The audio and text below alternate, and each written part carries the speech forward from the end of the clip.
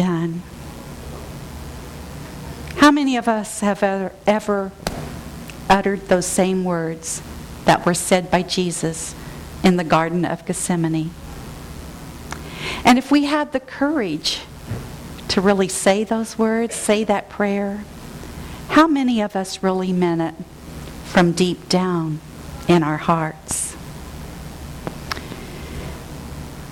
Thy will, not my will, be done. Winifred Hausman, in her book, Your God-Given Talent, Your God-Given Potential, had these words to say to us, to take us deeper into this prayer. She says, this is not a prayer of submission to negation and suffering, as many people believe. Rather, it was a prayer of surrender to the all-wise, all-knowing mind of God, in the realization that the fulfillment of the divine plan would bring good to all. It would bring good to all. From this point on, the crucifixion was not the important event in Jesus' mind. Rather, he was ready for the resurrection, a complete overcoming of all human limitation. He was in a high state of consciousness that was in tune with the will of God so completely that his spiritual success was assured. His spiritual success was assured. So, whenever we're going through our own crucifixion experience, when we're going through a great challenge and our life is really in a mess, do we feel assured of our own resurrection and of our spiritual success to the point that we can really utter those words with complete abandonment? Not my will, but thy will be done. Now, during the month of August, we're going to be focusing upon our innate power of will.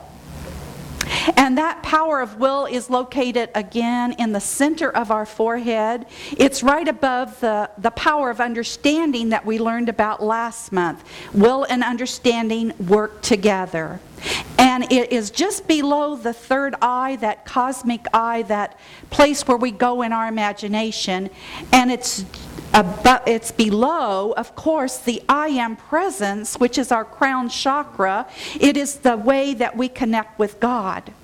So these two powers, will and understanding, that work together are so important because of the placement in the body. They're just very important. We look at the other powers and maybe we don't give as much credence to understanding and will. And you can see from the colors and the decoration, and I heard the bling today, that the color that symbolizes will is silver. Somebody said we need a big disco ball up there because we look like we're disco dancers today. But isn't that fun? Maybe we should laugh at the will of God. Oh. What's that joke that just came to my mind? Whenever you have a plan and you want to make God laugh, just tell him your plan. So we really need to laugh about, okay, God, your will be done. Well, and also, the disciple that represents will is Matthew, the hated tax collector. But that hated tax collector finally heard the call when Jesus said, follow me. And he left everything and got up and followed Jesus. I guess Matthew was thinking in that time, not my will, but thy will. I'm going to leave all this behind. So to begin processing and for us to help understand where we're coming from, we need to look first at the definition of will. And we always go to the 12 powers in you. And this is what they say about will. Will is my ability to be willing toward God. Will is the executive faculty of my mind. I am God's executive. I am the CEO of my life enterprise. I am the one who can get the job done with God. I am. I am. What Reverend Williamson is trying to tell us in this definition is that we are the CEO of our life. We are the boss. We are the boss. In fact, that's the title of today's lesson. It's You Are the Boss. You are the boss of your own life. You are the CEO of your company, your corporation called life. Now, as important as it is to remember that you are the boss, there's something else even more important. It's important that you have a partner in your corporation. That partner is your higher power. And our higher power is always there, ready to guide us into the right action that we need to take, the right direction for our company, for our corporation. Our partner is always there and willing and able to come to a board meeting at a moment's notice. I know we give a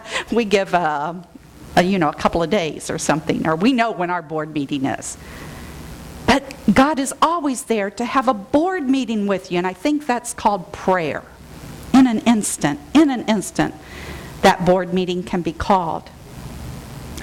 And our higher power is always there to offer us unique divine ideas that will help us in our corporation for the highest good of our company, for the highest good for our life. However, many times we don't even call a board meeting, do we? Or, if we have called a board meeting, we don't listen to the divine ideas that God has given us. Our ego kicks in and we think that we know it all because, after all, we are the boss. And I know what's best for my company and for my life. And we forget all about our partner's suggestions that might be radical. And our partner is good-natured. And our partner says, all right. I gave you this free will the moment we formed this company, the moment that you were born. So all right, do what you will. And so our own human will takes over. And we go our merry way.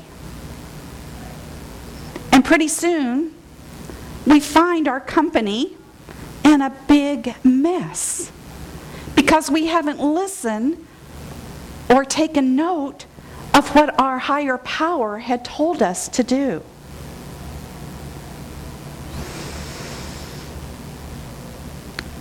So then at that point, we are just so frustrated, so overwhelmed, that we decide finally, well, you know what? I think I better surrender to my higher power for the good of my company.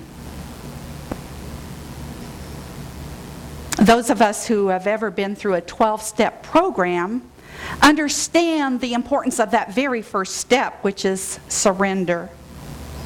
And there's all kinds of various anonymous groups out there, so we won't ask you to hold up your hand if you've been to an anonymous group, because then we would know. But there's like AA, Alcoholics Anonymous, Overeaters Anonymous, Cocaine Anonymous, Gamblers Anonymous, Codependents Anonymous, and it just goes on and on. But we know that that very first step is to surrender. Recently, I went on a tour at Unity Renaissance in Detroit when I was at the Unity People's Conference. And it was a wonderful tour. If some of you don't know, at one time, Mary Ann Williamson was the minister of that church, and she wrote such great books as A Return to Love. And at the end of the tour, we were all given a mastermind journal as a gift. How many of you know what I'm talking about, a mastermind journal? Anyone? Oh, there's a couple. Good. Great. Well, I myself have mastermind, or did, for about 5 years, and I'd send away to Renaissance Unity and get the mastermind journal. And I also was in a mastermind group when I was in ministerial school, because there were some of us that were, shall we say, not knowing if we were going to make it through the program, and we wanted everyone to pray with us and mastermind with us, that they could see us really going forth and doing this. But then, after a while, after I got into ministry, I kind of put it away, because it did take some effort to journal and mastermind and everything, and I didn't have a group here to mastermind with.